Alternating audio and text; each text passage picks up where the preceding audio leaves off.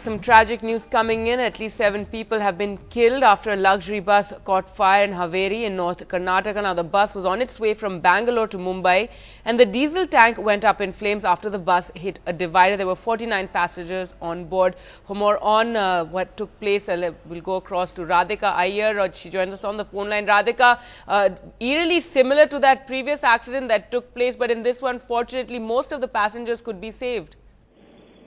That's right. That's also because the bus was fortunately equipped, but that's not good enough given the details that are emerging now, Gargi, from the time we've been reporting are far more scary and horrific, in fact. Now, what has happened is that this particular bus from Bangalore bound to Mumbai was meant to reach Mumbai at 1 p.m.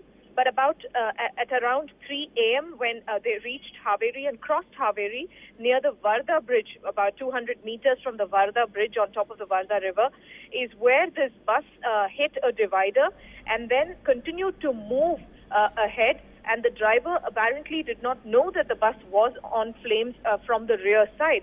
And from the moving, burning bus is when a few passengers from the rear side of the bus had cut open the emergency window and jumped out of the burning bus. 7 people could not escape. One of them, of the 7, is a child, I'm told, about 1.5 years old, burnt alive. And these are the horrific details that we can share with you at this moment. The good news is that many have managed to escape and they are being treated now at the Haveri District Hospital. Some who have been seriously injured have also been moved to the Hubli KIMS Hospital.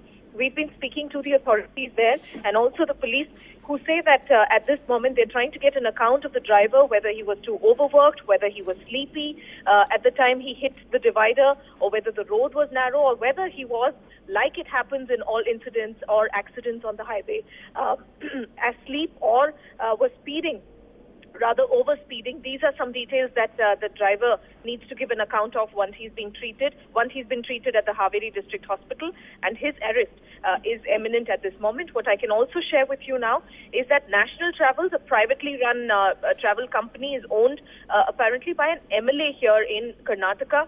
So what is important to mention here is that, like it happened in the previous accident as well as in this one, this particular business of private-run buses, which commute people from one city to another, especially luxury buses, there are a huge number of rules which are meant to be followed, but more often they are flouted.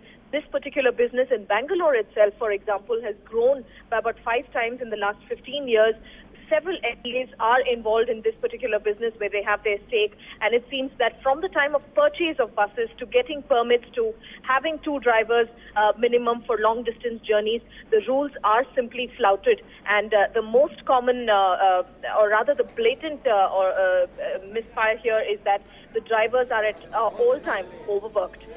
All right, Radhika, thanks so much for joining us there. So another tragic bus accident, 7 passengers killed. Fortunately, many of them did manage to escape.